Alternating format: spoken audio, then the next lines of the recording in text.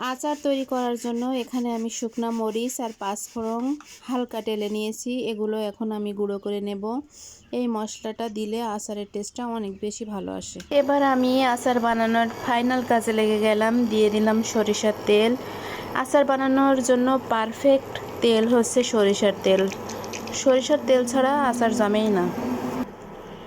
তেলটা আমি প্রথমে খুব ভালো করে গরম করে নিলাম। এবার এখানে আমি দিয়ে দেব শুকনা মরিচ। শুকনা মরিচ দিলে একটা অন্যরকম ফ্লেভার আসে। শুকনা মরিচ দেওয়ার পর এখানে আমি কিছু গোটা রসুন দেব। এই যে আমি গোটা রসুন দিয়ে দিলাম। এবার সামান্য একটু নাড়াচাড়া করব।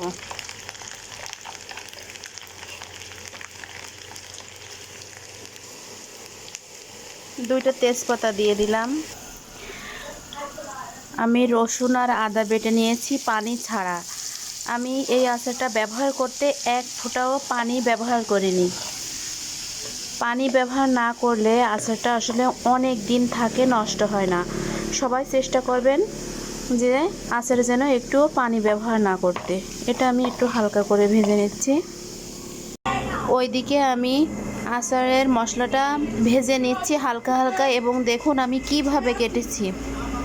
জলপাইটা আমি এইভাবে টুকরো টুকরো করে কেটেছি, দুই সাইড থেকে কেটে নিয়েছি এবং বিচিটা আমি রেখে দিয়েছি। বিচির সাথে একটু মাংস আছে। মশলাটা হালকা ভাজা হয়ে গেল। এর ভেতরে আমি কেটে রাখা জলপাইটা দিয়ে দেব। এই যে কেটে রাখা জলপাইটা আমি তেলের ভেতরে দিয়ে দিলাম। এখন আমার চুলার আঁচ ছিল 1800, এটা আমি কমিয়ে 1000 করে দিলাম। এবার আস্তে আস্তে নাড়াচাড়া দিতে হবে। এখানে সামান্য একটু হলুদ আর লবণ আমি অ্যাড করব। হলুদ আমি আগে দিয়ে দিয়েছি, এখন একটু লবণ দিলাম। লো মিডিয়ামে আস্তে আস্তে করে আমি এটা নেড়ে চেড়ে নেব। খুব দ্রুত আছে এটা করা যাবে না, কারণ আমি কিন্তু আগে থেকে জলপাইটা সিদ্ধ করে নিইনি। সুতরাং এই তেলের ভেতরেই জলপাইটা আমার সিদ্ধ করতে হবে। সেক্ষেত্রে অবশ্যই আস্তে আস্তে নাড়াচাড়া করতে করতে সিদ্ধটা করতে হবে। খুব বেশি চিনি এখানে আমি অ্যাড করব না, কারণ যেহেতু আমি ঝাল আচার বানাচ্ছি, তবে একেবারে টকও খেতে ভালো লাগে না। তাই অল্প একটু চিনি দিয়েছি টেস্টটা আসার জন্য। চিনিটা দেওয়ার পর আমি খুব আস্তে আস্তে করে নাড়ছি এবং অবশ্যই চুলাটা লো হিটে রেখেছি যেন পুড়ে না যায়। আচারটা আমি ঠান্ডা করে নিলাম।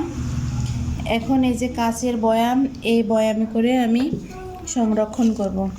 তো এগুলো আমি ভরে নিচ্ছি। কাচের বয়ামে রাখলে আচারটা অনেক বেশি ভালো থাকে, অনেক দিন ধরে রাখা যায়।